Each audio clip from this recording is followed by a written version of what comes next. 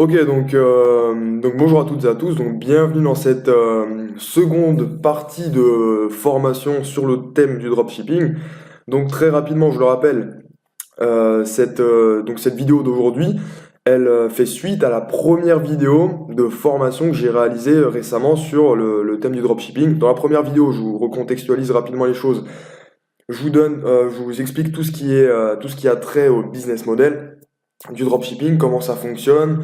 Je vous donne quelques chiffres également. Je vous parle de quoi? Des avantages, des inconvénients, des étapes fondamentales du business model. Où est-ce qu'on trouve les clients, les fournisseurs, les idées de produits, sur quel site, comment on valide ces produits en fonction de critères, quelle stratégie de promotion on plébiscite. Et je vous donne également le chiffrage du coût de lancement. Combien ça coûte pour se lancer en dropshipping. Donc ça, tout ce que je viens de vous dire, c'est dans la première vidéo de formation.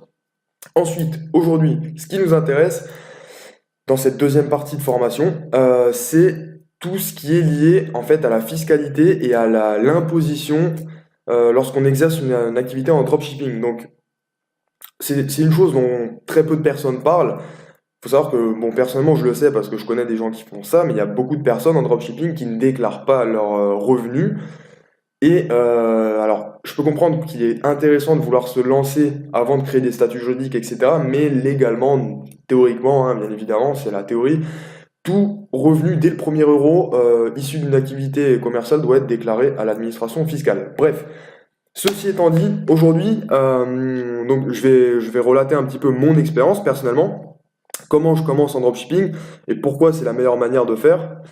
Donc, en ce qui concerne les impôts et les taxes, moi je vous préconise, donc toute cette vidéo, je vais vous parler de ça, je vous préconise d'opter pour le régime du micro-entrepreneur.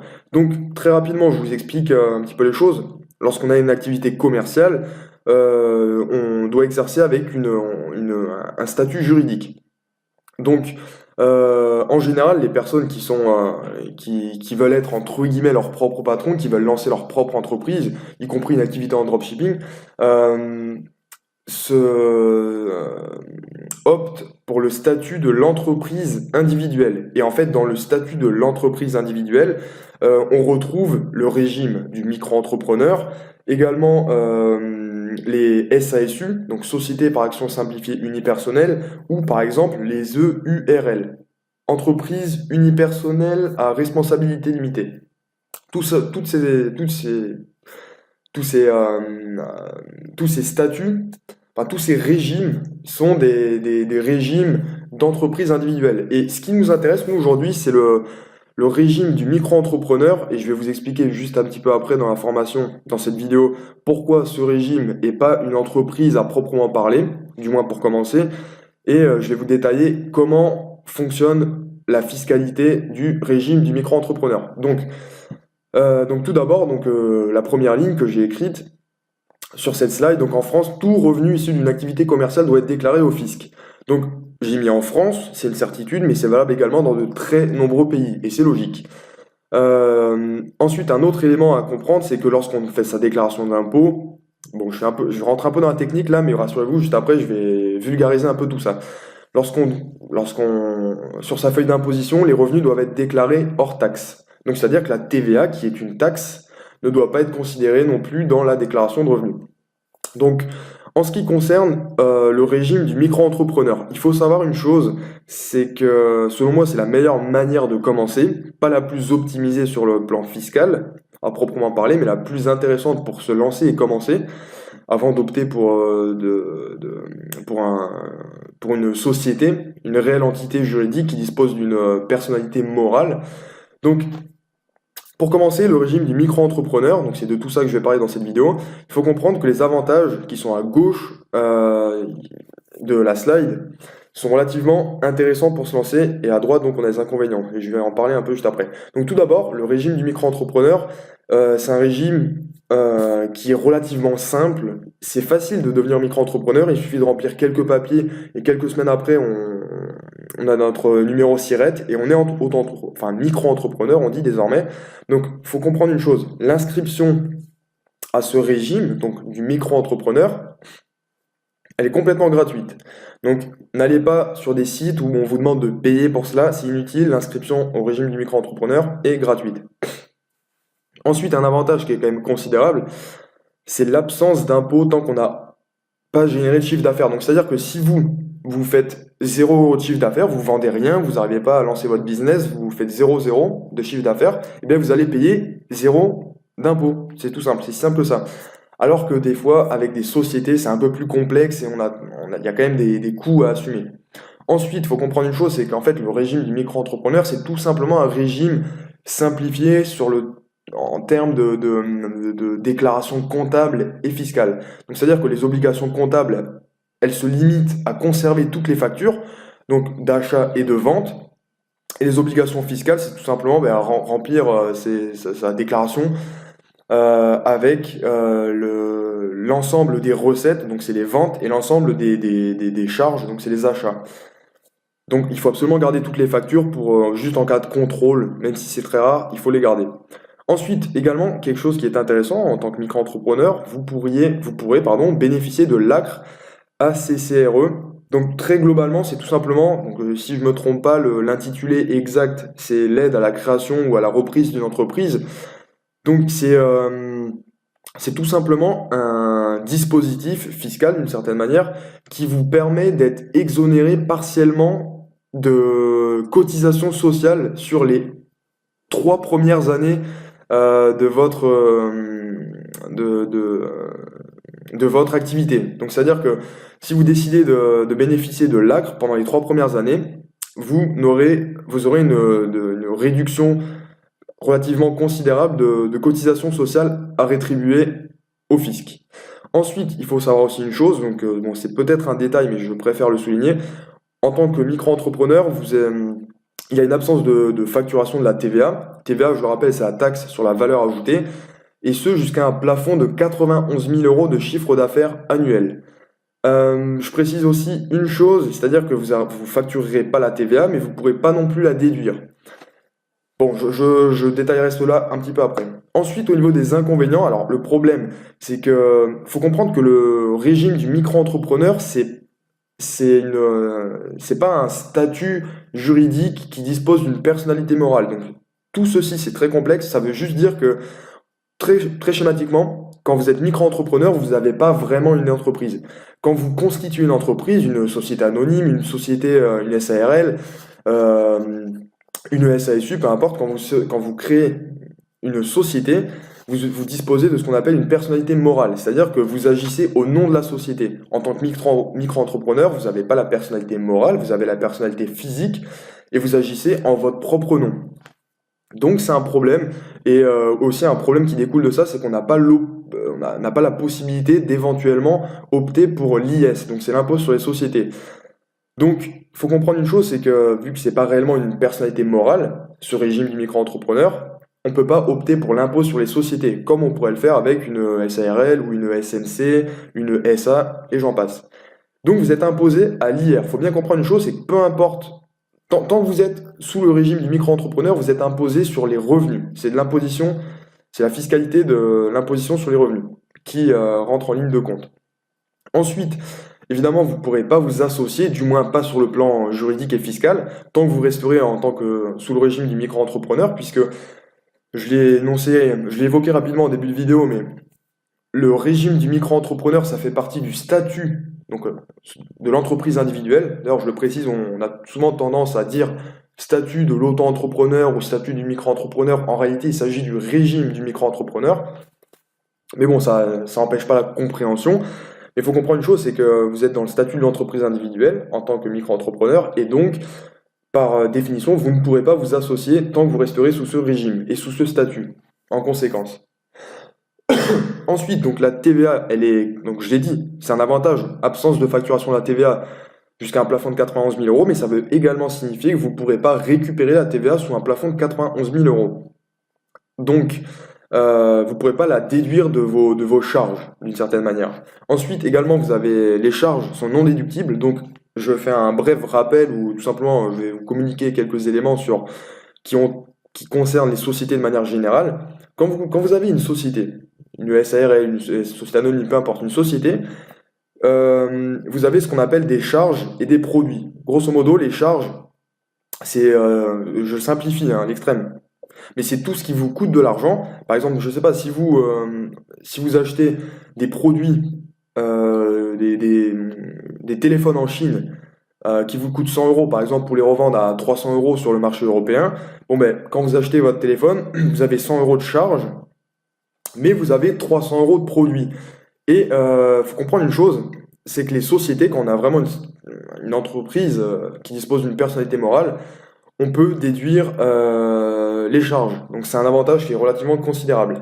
On ne peut pas le faire en tant que micro-entrepreneur. Et ensuite, également, je le souligne, si vous êtes sous le enfin, sous le régime du micro-entrepreneur, votre chiffre d'affaires annuel ne pourra excéder 170 000 euros, hors taxe toujours. Et si vous démarrez votre activité en cours d'année, donc en fin d'année, ces 170 000 euros ils sont considérés au prorata temporis de la durée d'activité. C'est-à-dire que si vous commencez en juillet, on va dire que vous faites que 6 mois, donc de juillet à décembre, ça vous fait que 6 mois, ben vous aurez maximum 170 000 divisé par 2 de chiffre d'affaires hors taxe sur cette période de 6 mois pour rester sous le régime du micro-entrepreneur. Donc, voilà, ça c'est c'est un petit préambule pour vous mettre un peu dans le bain et vous donner quelques éléments. Donc maintenant, donc je vous rassure, hein, c'est un petit peu long tout ce que je vous explique, mais il n'y a que 5 slides. J'essaie de les simplifier, de vous les détailler le plus possible pour que vous puissiez bien comprendre. Parce que ça peut vraiment vous servir si vous voulez lancer votre business en dropshipping, mais pas que, mais surtout en dropshipping. Donc maintenant, quand vous êtes micro-entrepreneur, vous devez bien, très très bien comprendre une chose très importante. En fait, ce qui se passe, c'est que, je vous prie de m'excuser, quand vous êtes micro-entrepreneur, vous pouvez opter pour deux régimes d'imposition. Alors, on est sous le régime du micro-entrepreneur, d'accord? Mais donc une fois que vous êtes micro-entrepreneur, vous pouvez choisir. Soit vous êtes imposé selon le régime classique de la micro-entreprise, donc c'est le petit 1 qui est à l'écran, soit vous optez pour ce qu'on appelle le prélèvement forfaitaire libératoire, c'est le petit 2 qui est à l'écran. Donc, en fait, je vous explique très rapidement. Quand vous optez pour le régime classique de la micro-entreprise, donc ça c'est le régime par défaut. Par défaut, vous êtes sur ce régime. Le deuxième régime, comme c'est indiqué, c'est une option, il faut en faire la demande pour en bénéficier. Donc, le premier régime, donc le régime classique de la micro-entreprise, on dit également régime micro-fiscal. Si vous voyez ça, c'est la même chose. En fait, ce qu'il faut comprendre, c'est qu'on va tout simplement, donc tous les revenus issus de votre activité en dropshipping, par exemple, vous faites 10 000 euros de chiffre d'affaires en dropshipping, voilà, sur l'année. Bon, c'est pas énorme, d'accord, mais vous faites 10 000 euros, admettons. Eh bien, l'administration fiscale va incorporer ces 10 000 euros à tous les autres revenus de votre foyer fiscal. Donc, c'est-à-dire, comme vous le savez, en France, on n'est pas imposé, donc c'est pas la personne, l'individu en lui-même qui est imposé, c'est son foyer fiscal. Donc si vous êtes célibataire, vous constituez votre propre foyer fiscal, donc vous êtes imposé sur vous-même d'une certaine manière. Mais si vous êtes en couple, vous êtes imposé au niveau du foyer fiscal du couple. Et si vous avez des enfants, une famille, etc., c'est au niveau du foyer fiscal global. Donc, en gros, si vous êtes, je vais prendre un exemple fictif, mais si vous êtes célibataire, que vous avez, je sais pas, vous êtes salarié dans une entreprise en même temps que vous faites une activité en dropshipping, votre salaire vous rapporte 30 000 euros de revenus par an. On va prendre des chiffres ronds. Donc, vous avez 30 000 euros par an de revenus salariés et vous avez 10 000 euros en plus de revenus commerciaux qui proviennent de votre business en dropshipping. Et bien, ce qui se passe, c'est que l'administration fiscale va ajouter vos revenus de dropshipping à tous vos autres revenus, après avoir appliqué un abattement forfaitaire. Donc 71%, je vous rassure, je vous parle de ça juste après. Donc grosso modo, l'État va se dire, ok, vous gagnez 10 000 en dropshipping, on va appliquer un abattement de 71%, donc du coup, on va réintégrer 10 000 moins 71% de 10 000, ce qui fait 2 900. Donc, il n'y a que 29% des 10 000 qui vont être incorporés, donc vous avez 30 000 de salaire. On va rajouter les 2 900 de revenus commerciaux, dropshipping, et ensuite on va imposer l'ensemble des revenus. On va tout simplement ajouter tous les revenus pour en faire qu'un seul global, et on va imposer ce revenu global à l'IR, donc l'imposition sur le revenu, selon votre tranche marginale d'imposition. Donc on va appliquer tout simplement Mince, le nom m'échappe. Euh, Bon, on va tout simplement appliquer, je suis désolé, le nom m'échappe, on applique, ah voilà, ce que je voulais dire, c'est ça. On va appliquer vos revenus globaux selon le barème progressif de l'impôt sur le revenu. Donc comme vous savez, vous avez des tranches d'imposition, quand vous êtes au-dessus d'un certain seuil, vous passez à un autre taux d'imposition, etc. C'est progressif. Donc c'est ce qu'on appelle la tranche marginale d'imposition. Eh bien, on va prendre vos 30 000 euros, on va y rajouter les 2 900 et puis on va imposer l'ensemble au barème progressif de l'impôt sur le revenu. Donc ça, c'est la première option que je vous déconseille si vous avez déjà beaucoup de revenus autres que les revenus issus du dropshipping. Ensuite, il y a ce qu'on appelle l'option pour le prélèvement forfaitaire libératoire. Donc là, le principe est différent. C'est-à-dire que vos revenus commerciaux, c'est-à-dire les revenus issus de votre activité en dropshipping, ils vont être imposés exclusivement en fonction du chiffre d'affaires réalisé, sans intégrer la base taxable à l'IR du foyer fiscal. Donc c'est simple. On reprend le même exemple. Vous avez 30 000 euros de revenus salariés. Donc, vous avez toujours vos 10 000 euros de l'activité en dropshipping sur l'année. Donc, ce qui se passe, c'est que vos 30 000 euros vont être imposés à l'impôt sur le revenu, au barème progressif de l'impôt sur le revenu, donc très classique, et vos 10 000 euros de chiffre d'affaires en dropshipping, ils vont être imposés à un taux donc c'est 13,8%, je vous en parle juste un peu après, et tout ça indépendamment de combien vous gagnez. Donc c'est-à-dire que si vous faites 100 euros de chiffre d'affaires, ben d'accord, je suis fatigué, vous allez être imposé à 13,8%, donc vous allez payer 13,8 euros d'impôt.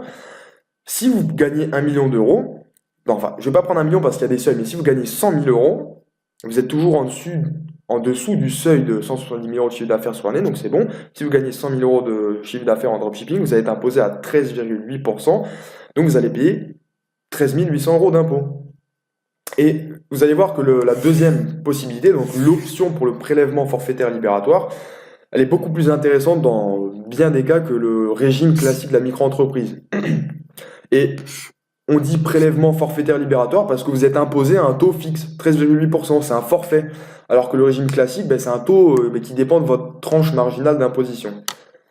Bon, évidemment, je pense que vous aurez des questions, c'est probable, donc n'hésitez pas à me les poser à la fin de cette vidéo de formation. J'y répondrai avec plaisir. Ensuite, donc, comme je l'ai dit juste avant, il y a deux régimes d'imposition quand on est micro-entrepreneur. Régime classique de la micro-entreprise et option pour le prélèvement forfaitaire libératoire. Donc là, dans cette première slide, je vous parle du régime classique de la micro-entreprise. Donc c'est le premier cas. Donc, quand on est au régime classique de la micro-entreprise, les revenus donc commerciaux de l'activité en dropshipping, donc dans l'exemple, j'avais dit 10 000 euros, mais ils vont être ajoutés à tous les autres revenus imposables du foyer fiscal.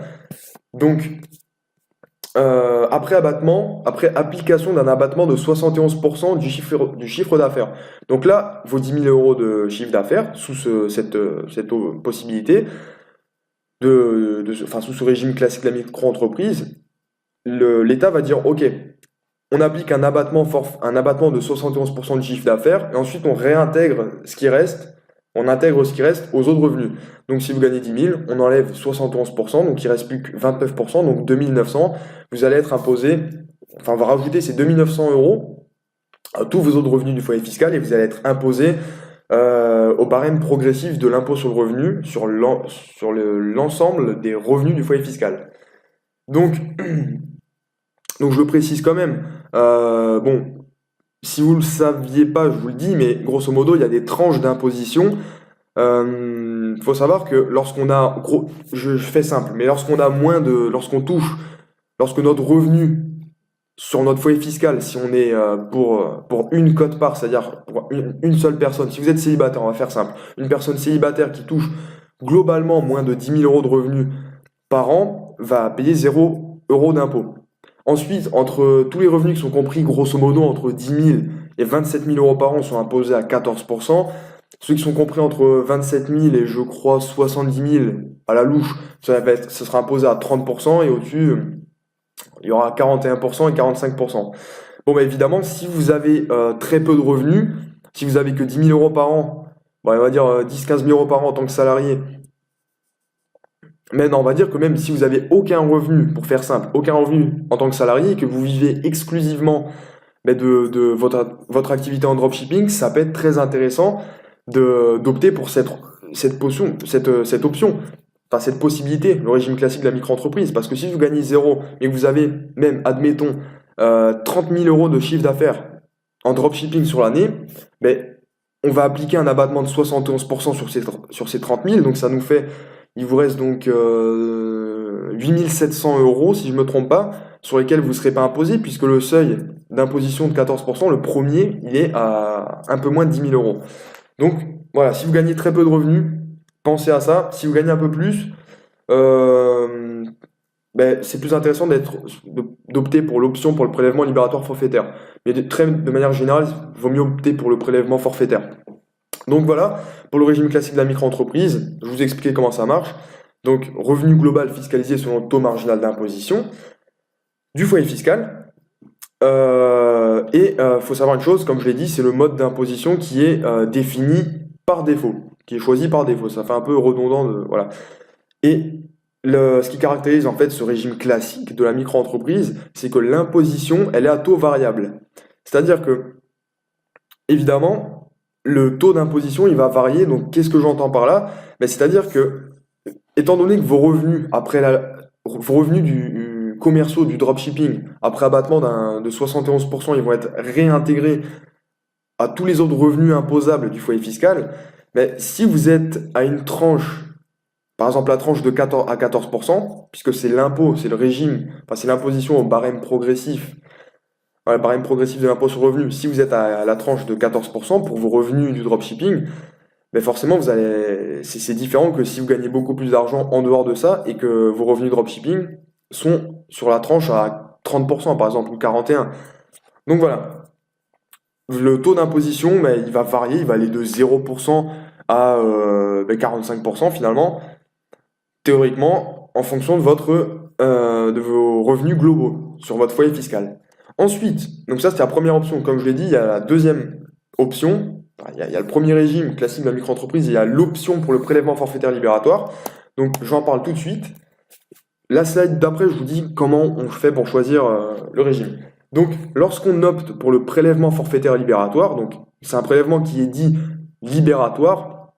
Pourquoi? Tout simplement parce qu'en fait il va vous libérer du paiement d'impôts en plus sur vos autres revenus. C'est-à-dire qu'on ne va pas réintégrer les revenus. Comme je l'ai dit, les revenus seront imposés uniquement en fonction du chiffre d'affaires. On ne va pas les réintégrer au foyer fiscal. C'est ce qu'il faut comprendre. Donc il est libératoire et puisqu'il libère en fait l'intéressé du paiement d'impôts complémentaires sur ses autres revenus. Et également, il est forfaitaire. Donc forfaitaire, ça veut juste dire que le forfait, c'est un taux forfaitaire. Vous êtes imposé à 13,8%, je vous explique juste après. C'est un forfait. Peu importe votre chiffre d'affaires, c'est un forfait, 13,8%.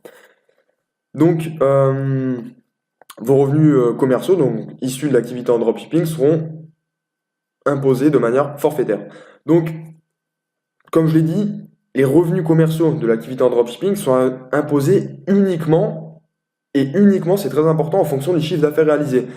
Que vous gagnez en tant que salarié à côté 20, 30, 40 ou 50 000 euros, en réalité, non, je ne vais pas m'aventurer là parce qu'il y a des seuils, mais si vous gagnez 10, 15 ou 20, 25 000 euros par an en tant que salarié, même si vous faites 100 000 euros de chiffre d'affaires en dropshipping, ils seront pas réintégrés à votre foyer fiscal.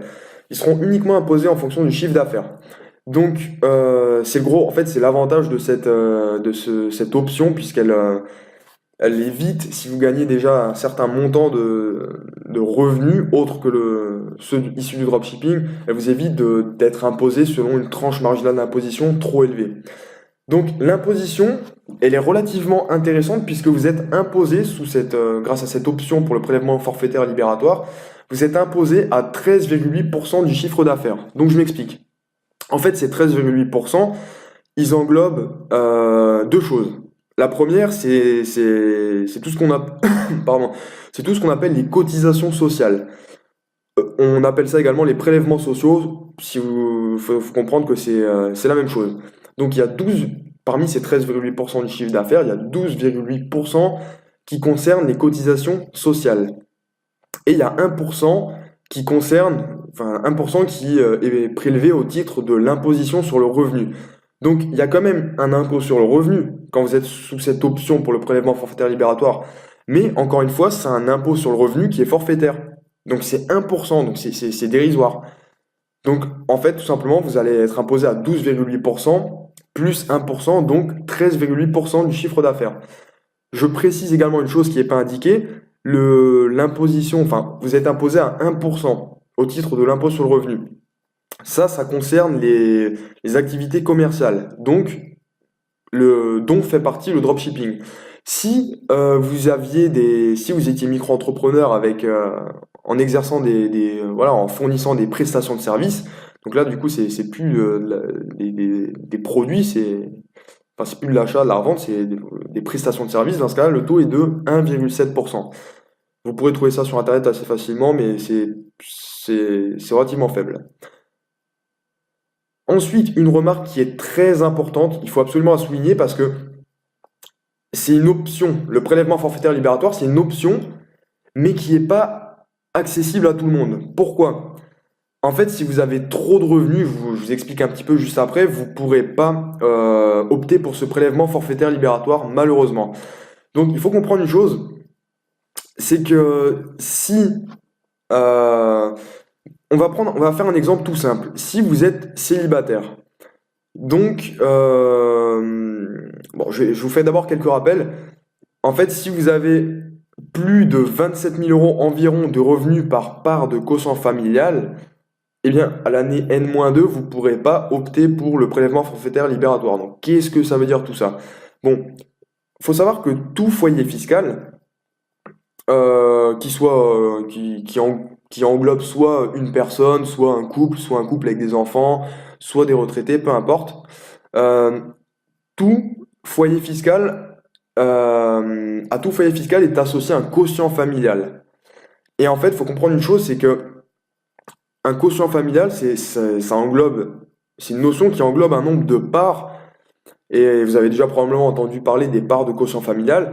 Et en fait, ce qui se passe, c'est que, en gros, je vais essayer de faire simple, hein. Je suis désolé, je bafouille un peu, mais je vais essayer de faire simple. Une personne, si dans un foyer fiscal, il n'y a qu'une seule personne, par exemple un célibataire, peu importe, euh, ben, il constitue une part de quotient familial. Un couple constitue deux parts de quotient familial. Euh, un couple qui a deux enfants aura donc deux parts de quotient familial, donc le mari et la femme, plus une demi-part par enfant. Le troisième enfant amenant lui-même une part entière. Mais bon, bref, je vais essayer de vulgariser un peu tout ça.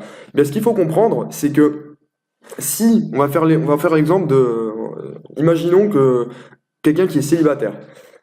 Donc voilà, il est salarié, enfin il est pas indépendant, mais il est salarié, il vit tout seul chez lui, voilà. Donc il a son foyer fiscal qui est constitué de une seule part de quotient familial.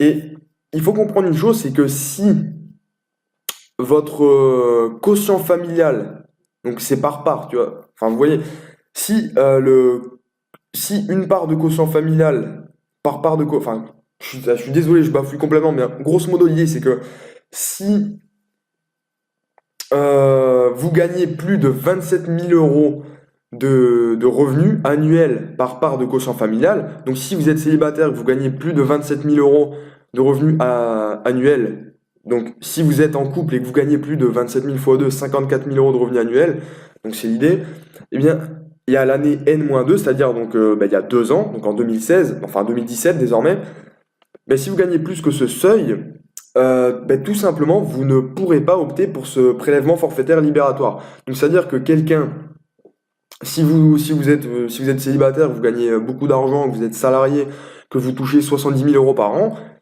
et depuis plusieurs années, et ben forcément, votre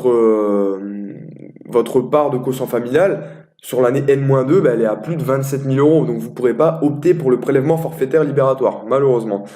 Donc ça, c'est vraiment important de le comprendre parce que pas tout le monde peut opter pour ce mode d'imposition.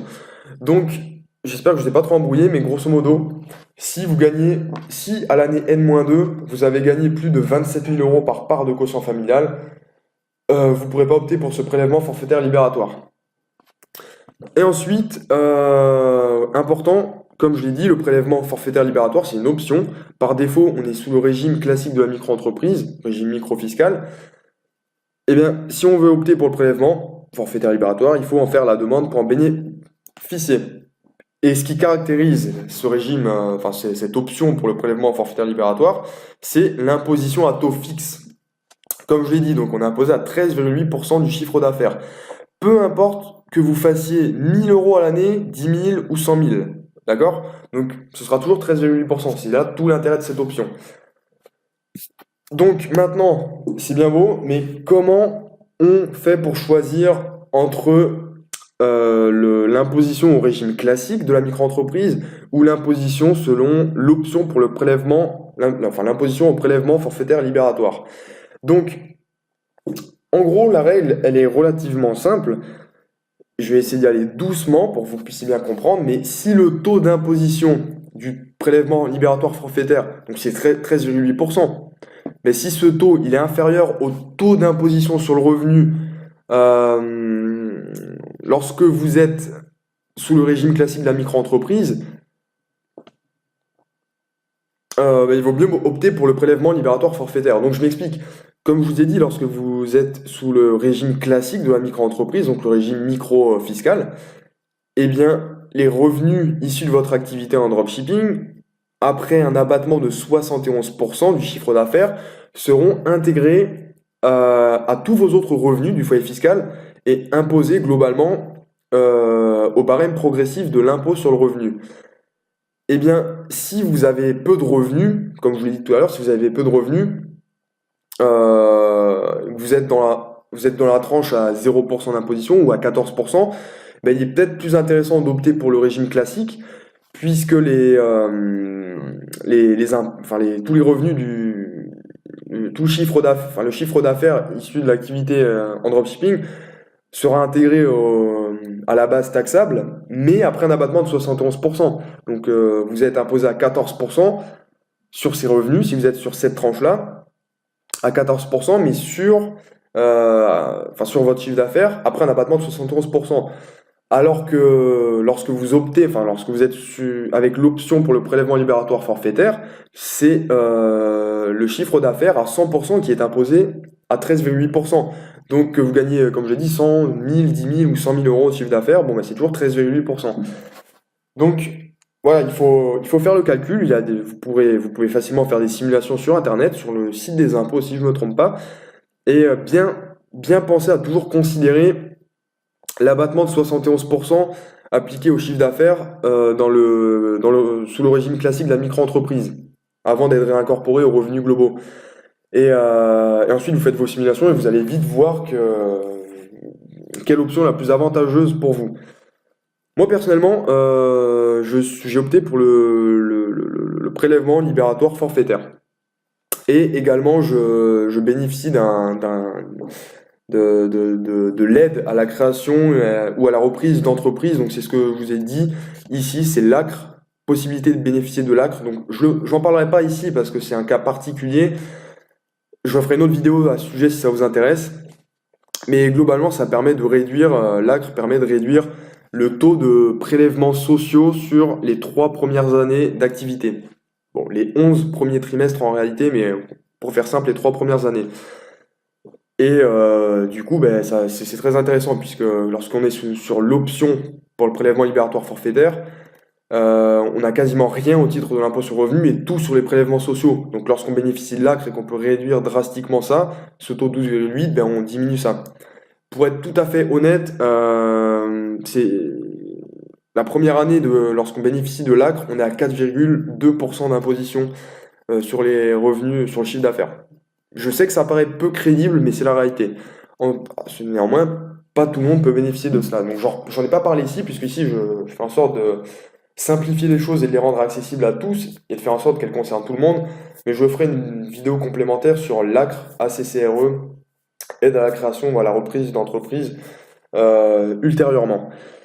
Donc voilà, donc c'est tout pour cette vidéo. J'espère qu'elle a été à peu près claire. Donc évidemment, si vous avez des questions, n'hésitez pas à me les poser, j'y répondrai avec grand plaisir. Donc si je peux vous aider, ben, je le ferai, il n'y a aucun problème. Je prendrai le temps pour le faire. Comme d'habitude, si la vidéo vous a apporté de la valeur, si la vidéo vous a permis de comprendre des choses, d'en savoir un peu plus et d'apprendre, n'hésitez pas à l'aimer, la partager avec des personnes qui seraient susceptibles d'être intéressées, à commenter, et bien évidemment à vous abonner à la chaîne si ce n'est pas déjà fait et que le contenu vous intéresse. Donc c'est tout pour cette vidéo. Quant à moi, je vous dis à très vite.